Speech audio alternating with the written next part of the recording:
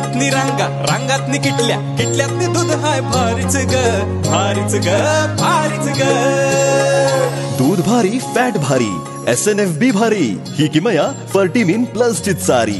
गोकुळच्या महालक्ष्मी पशुखाद्य कारखान्यानं आपल्या दूध उत्पादकांसाठी नव्यानं उपलब्ध केलेलं सीविड युक्त मिनरल मिक्सचर फर्टिमिन प्लस। दुधाला रेट वर्षाला वेद आपल्या डेअरीतून आजच आणा फर्टिमिन प्लस।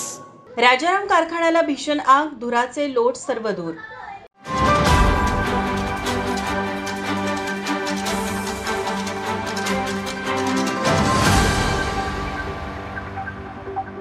कसबा वावडे येथील श्री छत्रपती राजाराम सहकारी साखर कारखान्याच्या बॉयलरमध्ये भीषण आग लागल्याची घटना आज गुरुवारी सकाळी घडली।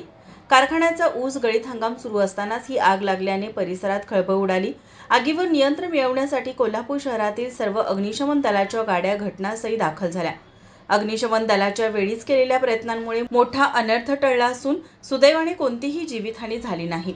आज सकाळी कारखान्यात डिसमेटिंगचे काम सुरू असताना अचानक टर्बाइन पेट घेतला। क्षणात आग मोठ्या प्रमाणावर पसरली। कर्मचाऱ्यांनी आग विझवण्यासाठी तातडीने प्रयत्न सुरू केले, मात्र आगीचा भडका वाढत गेल्याने अग्निशमन दलाला पाचारण करण्यात आले। राजाराम साखर कारखान्यावर सध्या महाडिक गटाची सत्ता आहे। कोल्हापूर दक्षिणचे भाजप आमदार अमल महाडिक हे कारखान्याचे अध्यक्ष आहेत। आगीचे नेमके कारण अद्याप स्पष्ट झालेले नाही, मात्र कारखान्याचे अध्यक्ष अमल महाडिक यांनी प्रतिक्रिया देताना सांगितले की सीझन संपल्यानंतर कारखान्यात डिसमेटिंगचे काम सुरू होतं। काम सुरू असताना अचानक आग लागल्याचं लक्षात आलं। कर्मचाऱ्यांनी तातडीने आग विझवण्याचे प्रयत्न सुरू केले।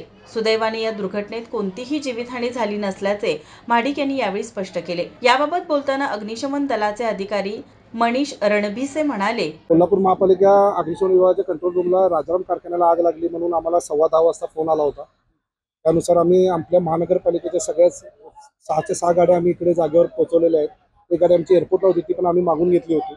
त्यानंतर एनकॅपमधून एक गाडी आली, ती पण आपण ह्याच्यामध्ये वापरलेली आहे। राजाराम कारखान्यांनी ऑलरेडी आग लागल्यामुळे बाहेरच्या नगरपालिकेला पण फोन केला होता। त्यानुसार वडगाव नगरपालिकेची गाडी पण इथे आलेली आहे आणि स्वतः कारखान्यांची पण फायरची सिस्टीम चालू आहे। त्या सिस्टीमने आपण गाडी भरायचं आता काम चालू आहे। 10:15 वाजता ती वर्दी आली होती। आपण 11:30ला ही आग पूर्णपणे विझलेली आहे। सदरची आग ही इंजिन रूममध्ये लागली असल्याने थोडंसं ऑइल मिक्स आणि बगास मिक्स असल्यामुळे ऑइल टाईप फायर होती। त्यामुळे आम्ही फोम आणि पाण्याचा वापर करून आपण ही आग विझवलेली आहे। आता कुलिंगचं काम चालू आहे। कुलिंगचं काम हे आपण आता पाण्याच्या साहाय्याने करत आहे। आता सध्या आग नियंत्रणात आहे। आग पूर्णपणे विझलेली आहे। आग कशामुळे लागली याची चौकशी सुरू असून कारखान्यांकडून पंचनाम्याचे काम सुरू आहे।